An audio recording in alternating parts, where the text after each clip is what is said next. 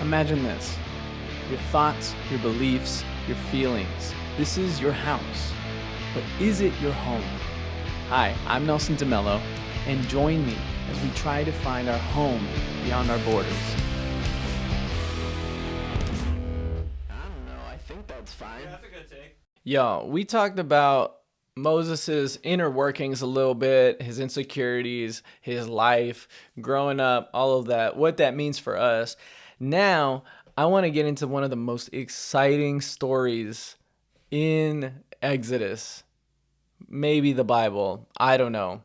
And I just want to break something down too, because okay, we're gonna talk about the 10 plagues. I'm just gonna put that out there, right? I'm not good with surprises. I don't like surprises. I don't give surprises.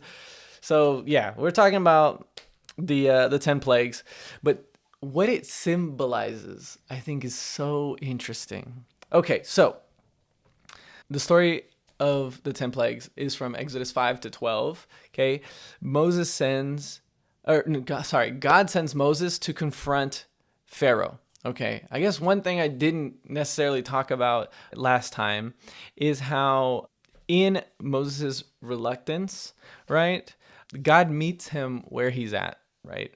He's scared and this and that, and it won't budge, and allows for Aaron to be his mouthpiece. They'll talk, behind the stage or whatever, and say, hey, this is what I want to say, and this is this and that. And Aaron's like, okay, I got you. So they both come out. Aaron speaks, and bada bing, right?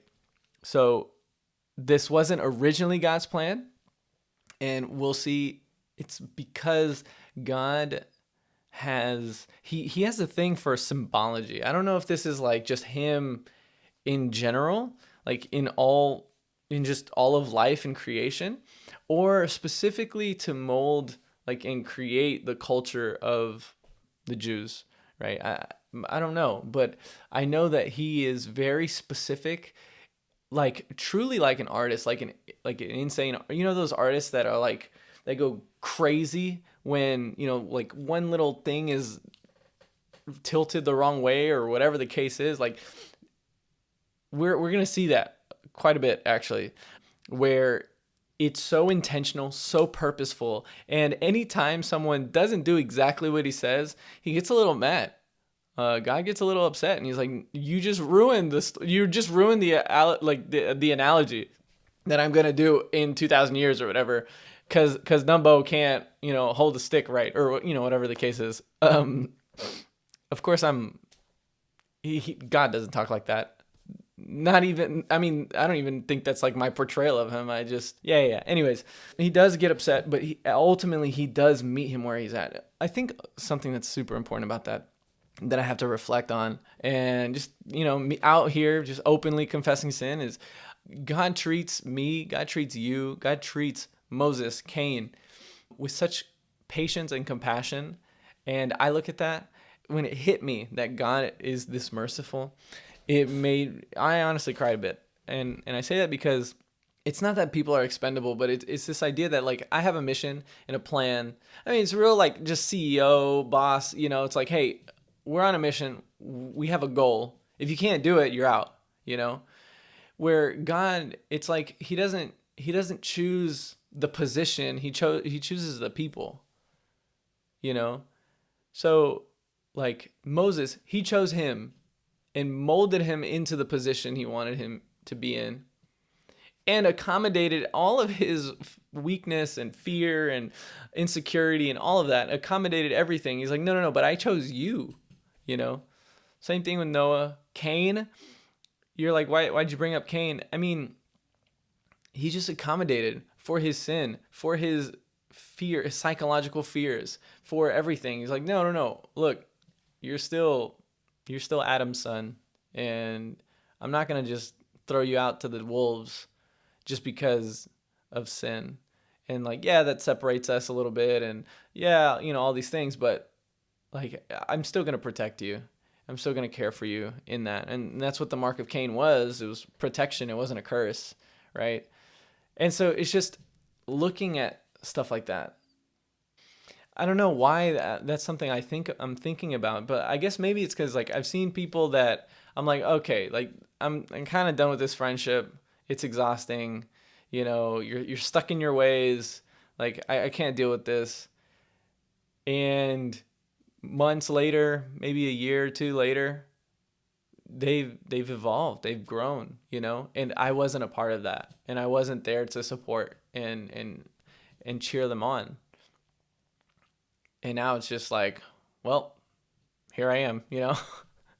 But it's, you know what I mean? Like that makes me feel a type of way, dude, of like, why I can't just stick to people. And look, that that is just part of who I am, right? Like I'm not, I say this to people just if they ask, like, I'm not really loyal.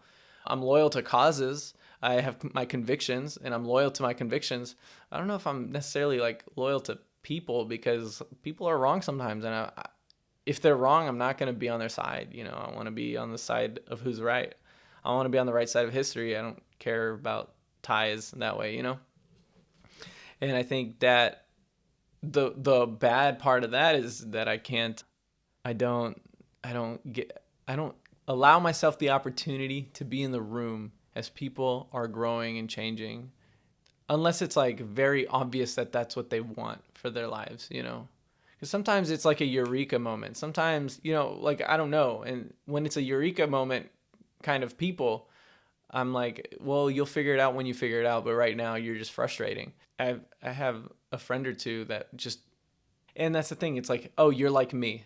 Like I was adamant about, not that I could change anything, but being intentional about revealing things to God and praying over it, and being intentional. And sometimes like, okay, I'm going to work on not cutting people off.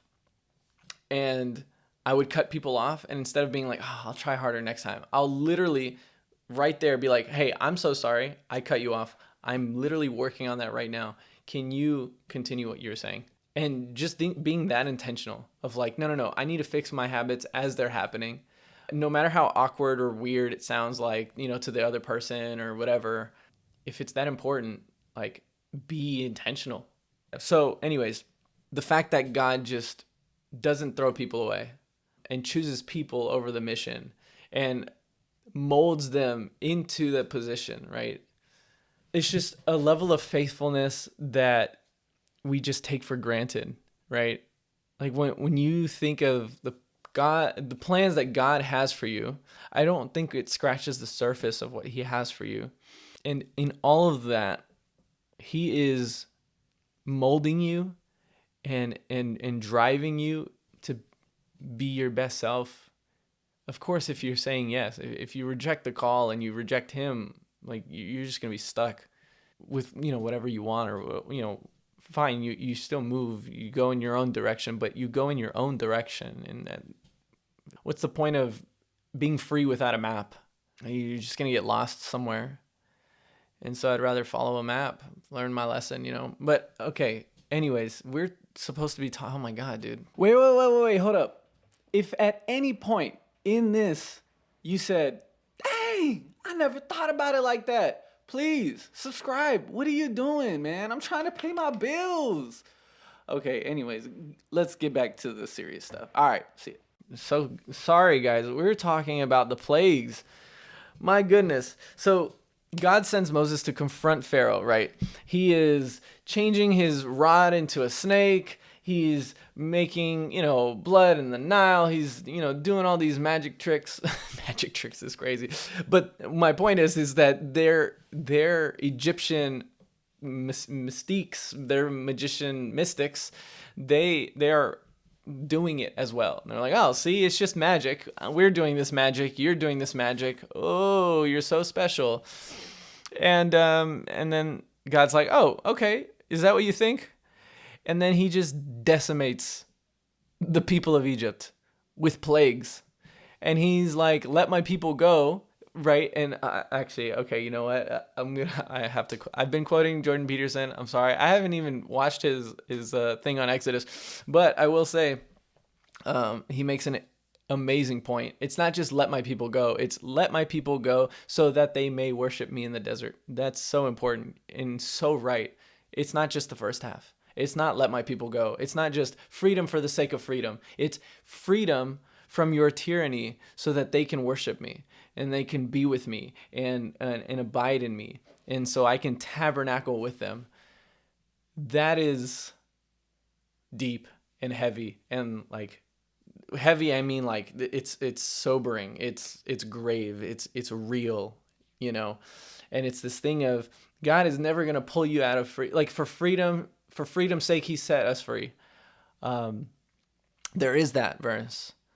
But even in that, I don't know, I mean, that, yeah, I don't know, that just came into my mind. I guess I'm a contrarian even to myself, but there, I guess really the better quote, the more relevant to this specific, what I'm talking about, is more like Romans 6, I think. Like, why go on sinning? Like, you are free. Why go back to whatever enslaved you, right? Which maybe is a huge theme in Exodus. So who knows? So we have here, right? I'm going to list the plagues and the description, and then I'm going to give you the little mind-blowing thing. Okay, so you have the first plague, water to blood. You have the second plague, frogs. The third plague, gnats. Fourth plague, flies. Fifth plague, all the livestock die. And then you have the boils, the hail, the locusts, the darkness, and then the death of the firstborn. Okay, check this out. This blew my mind, and I was, oh my God. Okay, so what is going on here? Why those plagues? At first, you read that and you're like, oh, you know what? This actually maybe is like a scientific cause and effect, right? Like if there's if the water in the Nile become bloody, well then all the frogs from the Nile are going to come out, and the gnats are going to be attracted to the blood and maybe dead frogs or whatever the case is, and that's going to bring flies, and then all that sickness is going to make the livestock die and give you boils. But then it kind of breaks down with the hail and the locusts and the darkness and the death of the firstborn. Like you're like, okay, yeah, this is definitely not just like some natural occurrence, cause and effect going on here. So what is going on, and why these specific plagues? Why specifically the frogs? Why specifically the gnats, the flies? And we look then that God isn't just like, he's making a mockery of, he is like beheading the Egyptian gods. And this is what blew my mind, right? So Happy, Hapi, is the Nile god. Okay. The or goddess, I don't know, actually. Maybe I should have known that. But look, the Nile god, okay? Water to blood, obviously, kills the spirit of the Nile, and there's blood. It becomes blood, lifeless, it's dead, it's dying, right? Haket is the fertility goddess with a frog head, and he makes a mockery out of her, right? Geb, the earth god, represented by gnats. The flies, so Kepri, the creation god with a fly's head. Hathor / Apis, the cow gods. Sekhmet, goddess of plagues and health and fertility, health and plagues. Nut, the sky god. Osiris, god of crops and fertility. Ra, the sun god, and this Ra is like the supreme god of the Egyptian, I don't know, religion, belief system, right? Ra is like the guy. All destroyed, all mocked, completely, like, you know what I'm saying? Just obliterated, decimated, destroyed, humiliated. And what is he saying? Well, he's doing a few things here. One, he's saying, no, I'm supreme. I am God, and there are no other gods before me, right? If Ra is a god, I was about to cuss. He's just some little thing, I'm sorry, y'all. But he is like the turd of my bootstrap. He is nothing to me, you know. Ra, your ultimate deity is nothing. I control the sun. I control light. Okay. Ra does absolutely nothing, okay, except do my bidding. And then the death of the firstborn, you're like, okay, what God is that? Well, Pharaoh, seen as God, his authority completely stricken down. He doesn't have a lineage anymore. I mean, maybe he has like another kid or whatever, but the fact is like, look, I don't just control these spiritual forces that you guys worship, if they are spiritual forces, whatever. But I do what I want to the kings and tyrants of the land, and you're only alive because I let you live, kind of deal, I think another thing to think about is the whole Pharaoh hardened his heart, Pharaoh hardened his heart, Pharaoh hardened his heart, God hardened his heart, God hardened his heart, God hardened his heart, which I think speak to, it gives us a glimpse, at least of the hardening of how God's sovereignty works within our free will, right? There is nuance there. It's not just one entire, like, the argument then becomes like, oh, God knew how to pull his strings and this and that. Perhaps, yeah. But if we look at what the Bible is clear on, is the Pharaoh had a choice. And at a certain point, he gave himself over to anger, resentment, bitterness, whatever, that he had no other choice but to keep descending and keep descending. And at that point, it was in God's control, you know.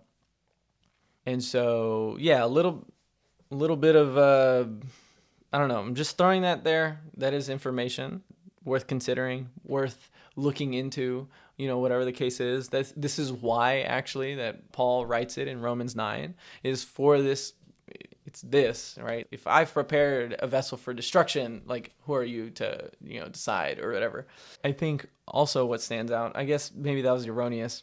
This often comes with consequences, right? To be released from your false idols and strongholds. Modern day, we're like, dude, I don't worship a statue. I don't worship these things.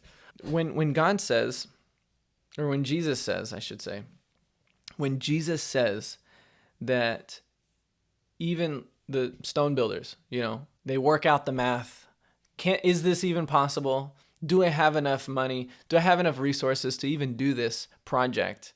And then decide I'm going to do it or not going to do it. And he equates that to believing in him, right? I think what's important here is to understand that when you it's not a sacrifice in the sense that you necessarily get to decide. In the same way that the Egyptians didn't really get to decide the destruction that was going to happen. But it is an inevitable consequence that God will put himself against every idol in your life, and eventually he's going to kill every idol in your life one way or another, and that's going to look like real consequences in your life. I mean, you can't escape that. You can't have the cake and eat it too when it comes to God.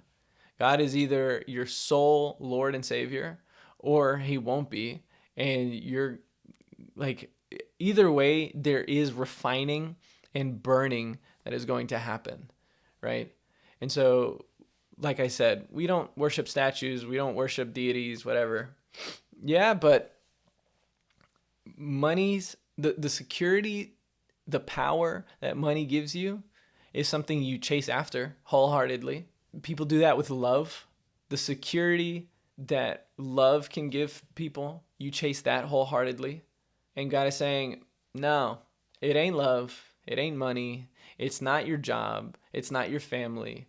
Like, I am the sole proprietor of your security, of your affection, of your love. Like, there's a reason why Jesus was so, how do I say, adamant, so, I mean, maybe even hyperbolic on the idea that of loving God so much that you hate everything else. Like, you are not worthy to follow me if you do not hate your mother and your father. Like he was being hyperbolic, but in the sense of like in comparison to your love of God, nothing even touches that. Like that's what it means to follow Jesus. Is that your love for God is just first and foremost, and there is nothing, no competition. And for God to refine that in you might suck, you know. Sometimes it's as simple and as easy as like drugs and secular music, right? Like Lecrae talks a lot about, hey, I've been in seasons where I've had to stop listening to secular music because it's not just about the craft anymore. This stuff is affecting how I'm thinking, how I'm feeling, right? It's bringing, in different terms, like it's just bringing an energy that I don't want to invite into my life. It's just bringing a mentality that I don't want to invite into my life. And me listening to it, conscious of what it's doing to me, is inviting all of that in. And I'm not about that, you know. I mean, me and him, right? I can guess talk like first person, but there is a craft to music, and secular, non-secular, like people are good at the craft, and you want to learn from the best, right? And so there is that aspect, but then, which I mean is my case now, like when no big deal is like, yo, the Christians really got it now, you know, like we got it kind of locked down. I think it's completely true. I'm not inspired that often by secular music. The production, it's like everything is it's this weird thing where it feels like secular music is AI because there's no reverence to it, and there's no. It's like you got to think like for a Christian artist, we're not just making music; we're making music for the Lord, and in that sense, like it's like the highest honor and privilege of creating something for the most important person on the universe. And of course you're going to do your best every single time, right? And so like to have these pre-recorded, like, you know, oh, here's this for 10K, 10 bands, here's a pre-recorded verse you could use or whatever. Like that just doesn't fly with someone with that kind of consciousness of God and what they're doing for God, you know? And so it almost feels like there's this AI mechanical thing going on in music in the secular world, and in the Christian world, everything is like innovative and like it has energy. It has life, you know. I don't know. Okay, I know I'm like going off the rails here, but God destroys and dismantles all of these false gods, false idols, and delivers them. The last thing, right? The Passover lamb, right? And that's why they celebrate Passover to this day, is it's the bloodying of the door so that the angel of death didn't pass through and kill their firstborn. And so this is a foreshadow for Jesus, the Lamb of God. I think that's also super like powerful and important to remember. And again, going back to like the historical archaeological evidence for this happening, it is weird. Like how can a tradition that's so long, you just can't have a group of people like 400,000 slaves and just all agree, hey, we're just going to eat this thing, call it Passover, and this is the story we're going to tell our children. And then they pass it on to their children, and they pass it on to their children, and like you can't just make this up, you know. It had to have happened. Like just the psychology of like culture, like you don't mold things out of make believe. Like it just doesn't happen, you know. And so I don't understand how this didn't happen. Like just on that fact alone. Like how can people to this day, you know, 4,000 years later, still be celebrating a Passover meal on the symbology and the trust in this event? Like